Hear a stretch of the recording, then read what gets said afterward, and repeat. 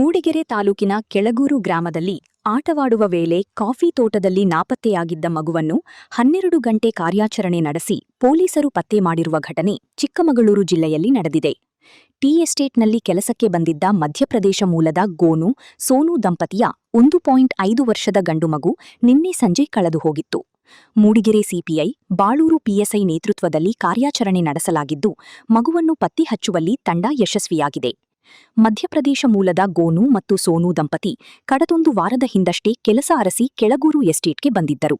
ಕೂಲಿ ಕೆಲಸಕ್ಕೆ ಹೋಗುವಾಗ ತಮ್ಮ 5 ಮಕ್ಕಳನ್ನು ನೋಡಿಕೊಳ್ಳಲು ಓರ್ವ ಮಹಿಳೆಯನ್ನು ನೇಮಿಸಿದ್ದರು.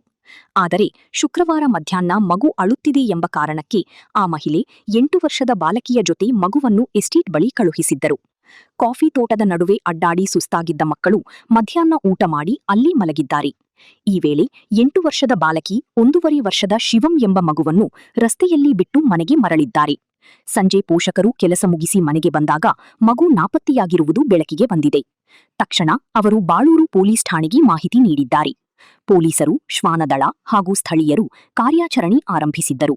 ಕಾಫಿ ತೋಟದ ಅಂಚಿನಲ್ಲಿ ರಾತ್ರಿಯಿಡೀ ಹುಡುಕಾಟ ನಡೆಸಲಾಯಿತಾದರೂ ಕಾಡು ಪ್ರಾಣಿಗಳ ಭಯ ಮತ್ತು ಸುರಿಯುವ ಮಳೆಯಿಂದಾಗಿ ಹುಡುಕಾಟ ಕಷ್ಟವಾಗಿತ್ತು.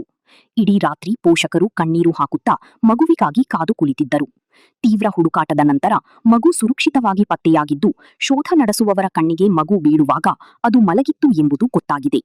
ನಿನ್ನೆ ಸಂಜೆ ಕಳೆದು ಹೋಗಿದ್ದ ಮಗುವನ್ನು ಸತತ ಕಾರ್ಯಾಚರಣೆ ನಡೆಸಿರುವ ಪೊಲೀಸರು ಇಂದು ಬೆಳಗ್ಗೆ ತೋಟದಲ್ಲಿ ಪತ್ತೆ ಮಾಡಿ ಹೆತ್ತವರ ಮಡಿಲಿಗೆ ಮರಳಿ ಸೇರಿಸಿದ್ದಾರೆ.